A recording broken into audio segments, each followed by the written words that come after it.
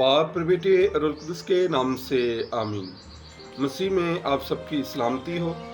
आज हम साल के दौरान 9वें हफ्ते के सोमवार की तिलावतों को देखते हैं।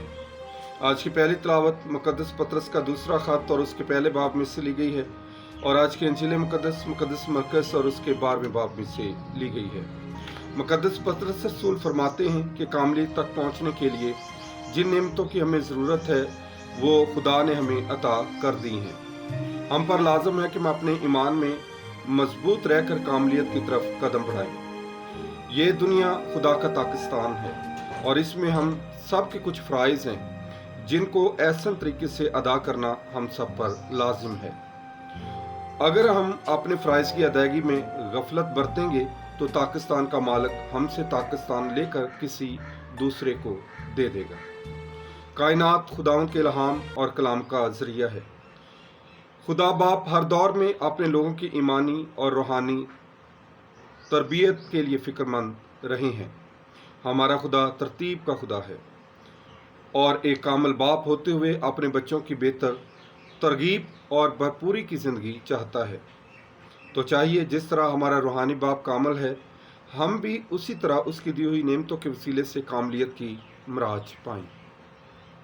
खुदावंद यीशु मसीह पाकिस्तान की तमसील के ज़रिए हम सब को मसीह फ़राइज़ की अदायगी, हमसाय से मोहब्बत और खुदा की बादशाहत के फ़रोग़ के लिए तहरीक बख्शते हैं। हम अपने मसीह चाल चलन यानी रूह के फल मोहब्बत, खुशी, सलामती, सब्र, मेहरबानी, नेकी, ईमानदारी, हलीमी, परहेज़गारी, गलातियों 5:22 के वसीले से खुदा के पाकिस्तान में अपने फ़राइज़ मनसबी के ज़रिए से खुदा की बादशाहत का प्रचार करें, ताकि खुदावंद का पाकिस्तान और ज़्यादा फलदार साबित हो।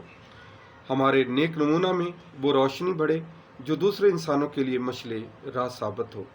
दरअसल हमारे फ़राइज़ की अदायगी और उनमें मुखलसी ही हमारी पहचान है।